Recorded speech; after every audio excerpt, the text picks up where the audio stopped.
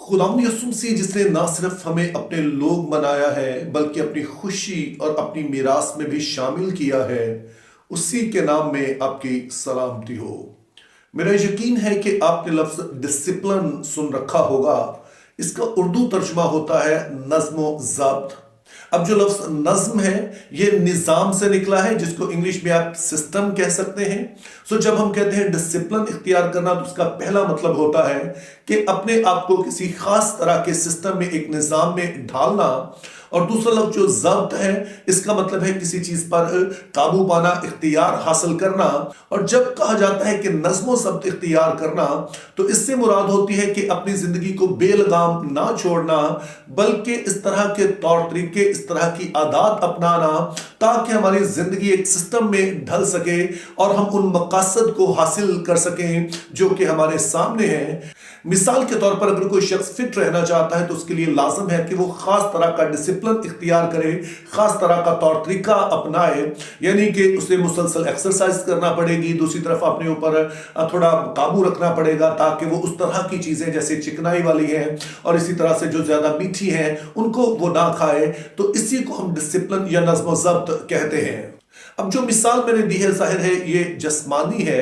लेकिन अगर आप रूहानी तौर पर अपने आप को फिट रखना चाहते हैं, आप रूहानी तौर पर तंदुरुस्त रहना चाहते हैं और रूहानी तौर पर ग्रो करना चाहते हैं, तो उसको कहा जाता है स्पिरिचुअल डिसिप्लिन। तो खुदा के एक खादम है जिनका नाम रिचर्ड जे फोस्टर है, और उनकी एक मशहूर ज़माना किताब है सेलिब्रेशन ऑफ डिसिप्लिन, जिसमें 12 ऐसे असूल बताए गए हैं कि जिनको अपनाकर कोई भी शख्स रूहानी तौर पर तरक्की कर सकता है। वो खुदावंद में गहरा हो सकता है, अपनी मसीही जिंदगी में गहरा हो सकता है, मजबूत हो सकता है, बढ़ सकता है। अब इनमें से चंद असूलों से तो आप बखूबी वाकिफ हैं। मिसाल के तौर पर दुआ करना, रोजा रखना, बाइबल स्टडी करना और फिर वक्त निकालना ताकि आप मेडिटेशन कर सकें, आप ज्ञान ध्यान कर सकें, अपनी जिंदगी को खुदा के कलाम की रोशनी में जान सकें। अब इसके अलावा 8 और भी असूल हैं जिनको अपना कर हम रूहानी तौर पर मजबूत हो सकते हैं और खुदावंद में गहरे हो सकते हैं। और ये वो असूल है जिनसे ज्यादातर लोग वाकिफ नहीं हैं, और खास तौर पर जिस वाले असूल पर आज हम गौर करने जा रहे हैं, ये तो शायद बहुत सारे लोग इसको एक असूल के तौर पर समझते भी नहीं हैं, यानी कि खुदावंद में खुशी मनाना।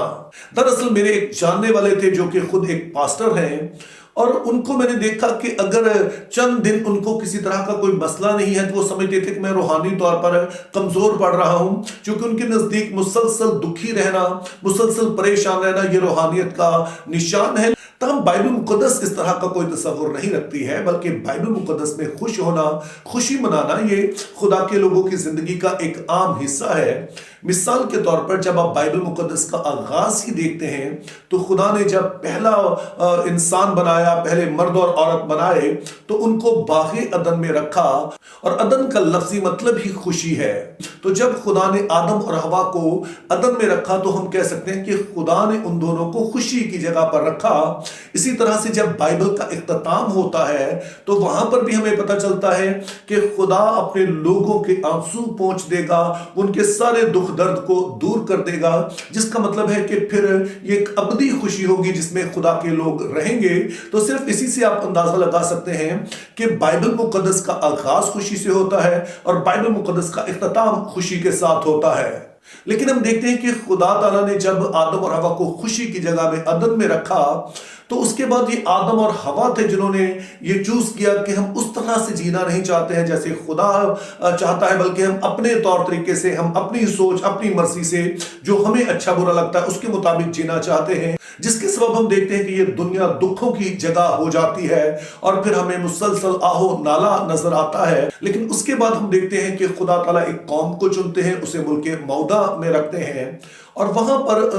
रखने के बाद खुदा ताला कहते हैं कि मैं तुम्हें वहां हर तरह की बरकत दूंगा, बल्कि फिर खास इस बात का इंतजाम करते हैं कि बनी इसराइल को ऐसे मौके मिलते रहे कि वो खुदा के हुजूर में शादमानी कर सके। यानी खुदा ताला ने अपने लोगों को 7 तरह की ईदें दी, और उनमें से 3 ईदें ऐसी थी, यानी ईद फसा हफ्तों की या पहले फलों की, या ईद पेंटिकोस जिसको कहा जाता है, और फिर इसी तरह से ईद ख़याम। तो इन ईदों के बारे में हुक्म था बनी इसराइल को कि वो चाहे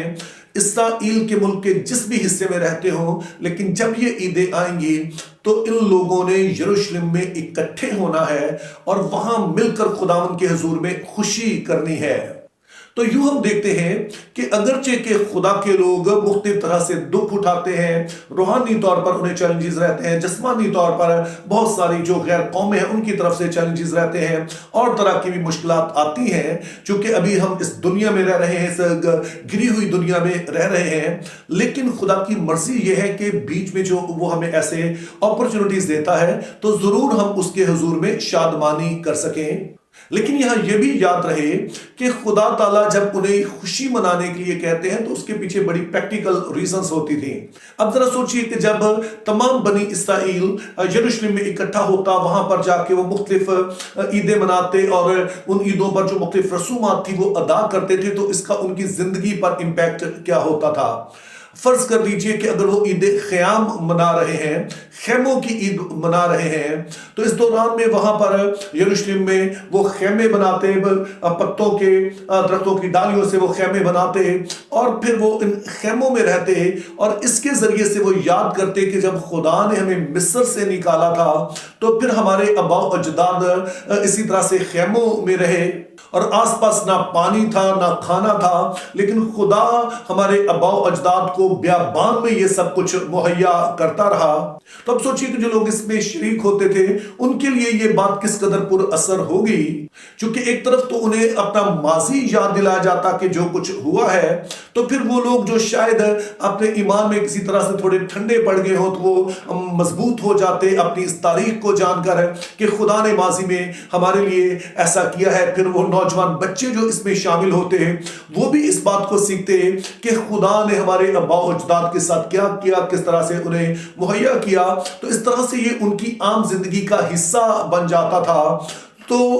خدا تعالیٰ جب اپنے لوگوں سے کہتے ہیں، بنی اسرائیل سے کہتے ہیں کہ تم نے میرے حضور خوشی منانی ہے، تو اس کے پیچھے پہلی وجہ یہی تھی تاکہ وہ اپنے ایمان میں اور زیادہ مضبوط ہو سکیں۔ اب ظاہر زبانی بھی وہ یہ باتیں جانتے تھے، لیکن جب اتنے سارے لوگوں کو وہ خدا کے حضور میں خوشی مناتا دیکھتے، ایک دوسرے کے ساتھ وقت گزارتے، وہ باتیں وہ بار بار سنتے، تو اس سے یقینی طور پر ان کے ایمان میں اضافہ ہوتا، اور پھر اس کا جو اگلا مرحلہ ہوتا وہ شکر گزاری ہوتا، یعنی کہ شاید اس ساری عید میں ان خوشیوں کو منانے کے لیے جب لوگ جاتے تو وہ اپنے مختلف چیلنجز میں پھنسے ہوتے، مختلف طرح کی سوچیں ہوتی، کئی طرح کے ان کے مسائل ہوتے، اور کئی دفعہ ان کا فوکس سارا اسی پر ہو جاتا اور وہ بھول جاتے کہ دراصل خدا نے پہلے ہمارے لیے کیا کیا ہے، خدا نے کس طرح سے ہمیں اپنے لوگ بنایا ہے، اور کہاں سے خدا ہمیں یہاں تک لے کے آیا ہے، اور ہم جو کچھ بھی نہیں تھے، ہمارے آباء و اجداد جو غلام تھے، اور ابھی ہم خدا نے ہمیں یہ زمینیں دے رکھی ہیں، ہمارے پاس یہ ساری برکات حاصل ہیں، تو اس کا نتیجہ یہ ہوتا کہ پھر وہ خدا کے حضور میں شکر گزار ہوتے، اور پھر دونوں باتوں کا نتیجہ یہ ہوتا کہ لوگ دل سے اس چیز کو محسوس کر سکتے، اور پھر وہ خدا کی جو حمد و ثنا کرتے وہ بھی خوشی کے ساتھ کرتے کہ جس نے ہم پر یہ بڑا رحم کیا ہے۔ اور پھر اس کے علاوہ جب خدا تعالیٰ نے یہ عیدیں دی تو ان کے پیچھے ایک اور بڑی وجہ یہ تھی کہ لوگ اس دوران میں تازہ دم ہو سکیں۔ اب جو عیدیں میں نے بتائی ہیں یہ سبھی وہ عیدیں ہیں کہ جب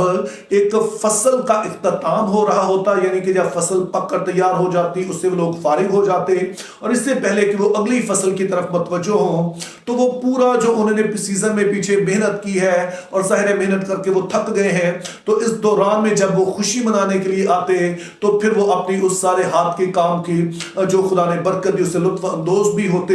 اور اسی دوران میں پھر وہ تازہ دم بھی ہو جاتے، اور پھر اگلے سیزن کے لیے وہ تیار ہوتے اور جا کر زیادہ قوت اور زیادہ بہتر طور سے وہ محنت کر سکتے تاکہ اگلے سیزن کے اختتام پر پھر وہ خدا ان کے حضور میں آ کر خوشی کریں۔ اب یہ بات میں اکثر لوگوں سے کہتا ہوں کہ کرسمس بھی اسی طرح سے ہے، یہ خدا کی پروردگاری ہے، خدا نے اپنے فضل سے یہ اس بات کا انتظام کیا ہے کہ یہ کرسمس